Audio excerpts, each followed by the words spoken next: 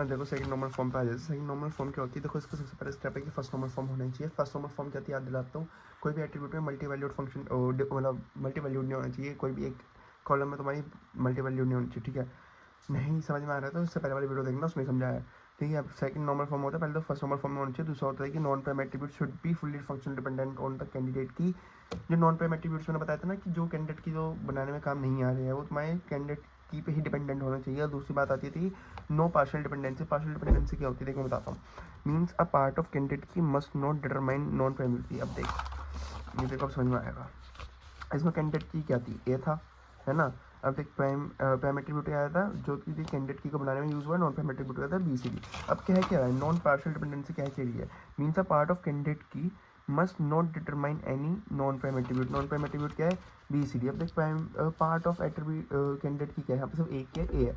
क्या ए तेरा non prime attributes को डिटरमाइन कर रहा है, बी को कर रहा है भाई, कर रहा है ना। बी से सी भी हो रहा है, सी से डी भी हो रहा है भाई, तो गलत बात है।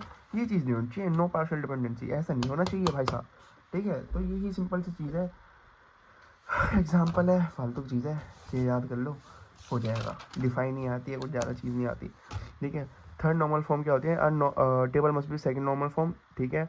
और नो ट्रांजिटिव डिपेंडेंसी, ठीक है। अब ट्रांजिटिव क्या होता था, मैंने बताता ना, एक्स तुम हो, वाई तुम्हारी गर्लफ्रेंड है, वाई की गर्लफ्रेंड जेड है तो जेड भी तुम्हारी गर्लफ्रेंड है। सिमिलरली इसमें ये चीज़ नहीं होनी चाहिए भाई, तुम्हारी तुम लोयल होनी चाहिए, तुम्हारी एक ही गर्लफ्रेंड होनी चाहिए, है ना भाई। तो यही है, इसमें वही एग्जाम्पल से समझा रखा है मैंने, prime attribute, non prime attribute वगैरह वगैरह। देख प्राइम एट्रीब्यूट अगर तेरा नॉन प्राइम एट्रीब्यूट को डिटरमाइन कर रहा है तो वो चलता है, लेकिन नॉन प्राइम एट्रीब्यूट को डिटरमाइन नहीं कर सकता। बस ये बात याद रखिए, थर्ड नॉर्मल फॉर्म की यही चीज़ है, ठीक है। क्योंकि अगर देख नॉन प्राइम एट्रीब्यूट को तेरा रिप्रेजेंट करेगा, फंक्शनल डिपेंडेंट होगा, तो फिर ट्रांजिटिव चीज़ बन जाएगी।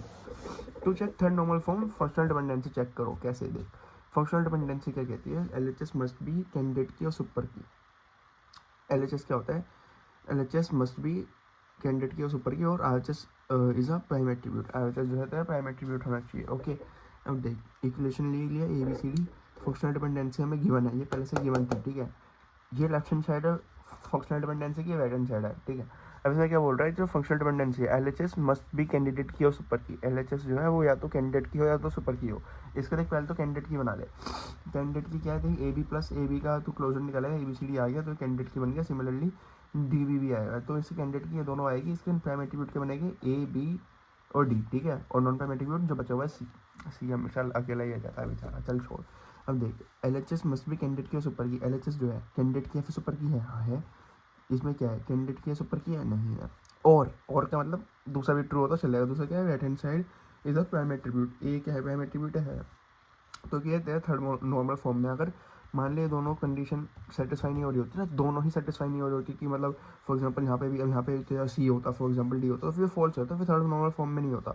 ये ट्रिक है, ये चीज़ भूल जाए, थोड़ी कॉम्प्लिकेटेड है, ये सिंपल सी याद कर ले, ठीक है। एक बार फिर से रिपीट करता हूँ, L H S must be candidate key और सुपर की, और R H S must B prime attribute.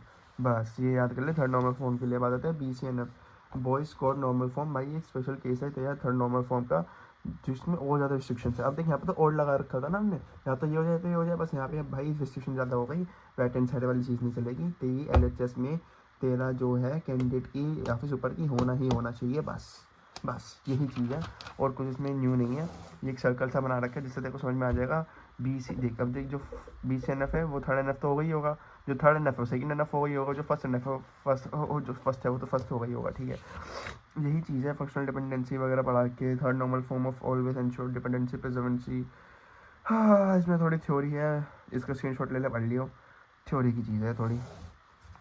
Losses और लॉसेस जॉइंट से अगली वीडियो में पढ़ाता हूँ, ठीक है, वरना ज़्यादा होच पोच हो जाएगा।